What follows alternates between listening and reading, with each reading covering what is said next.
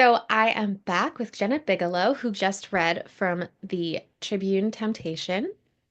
And I haven't read any historical romances set in ancient Rome. So I was really curious coming into this, like, what kind of historical romance is this going to be? Is it going to be like really dark and violent? Or is it going to be, I live in the Regency sphere? And so from this little scene that you shared with the marriage of the convenience, the class differences, talk of dinner parties and political campaigns, it's very fun. Like, it's giving me my Regency romance vibes of like, oh, this is like, you know, just like some fun power dynamics. So I'd love to hear, first of all, how did you think about approaching ancient Rome for historical romance?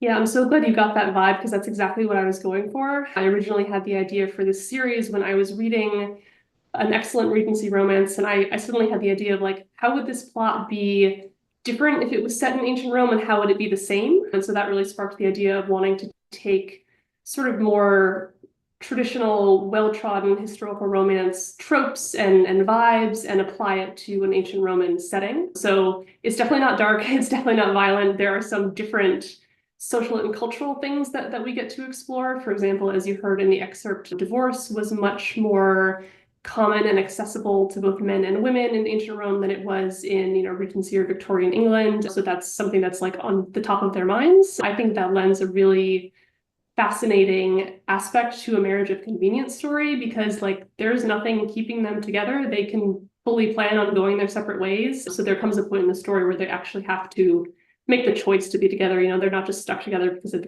gotten married. And I think that's a really fun thing to play with. Yeah, that is really interesting.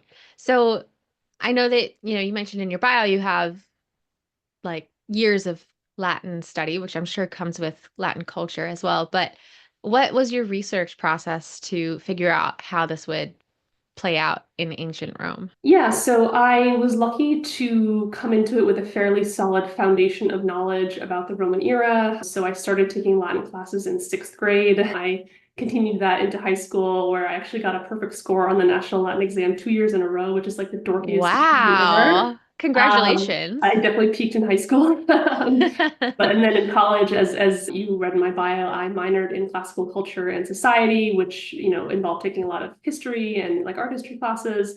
So I came into it with a pretty solid foundation of like what the culture was like, obviously like as an amateur.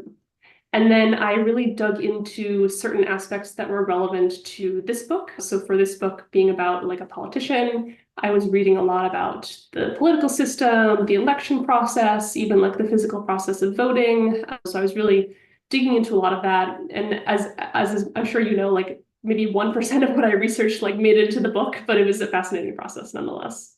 Yeah, that is really interesting.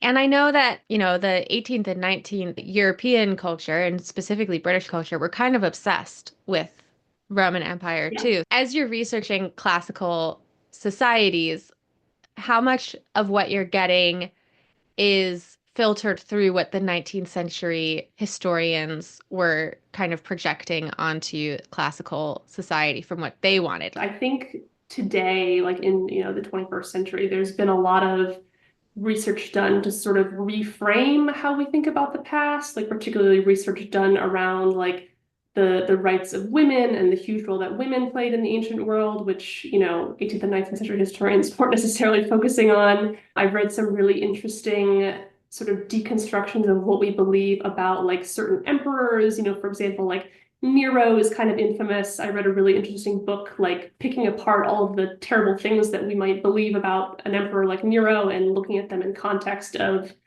what actually might have happened and like who's saying the terrible things and how does that interpret how we think about historical figures like that. So yeah, I think it is interesting to see like the type of scholarship that's happening now, in the 2020s or 2000s versus, a couple centuries ago.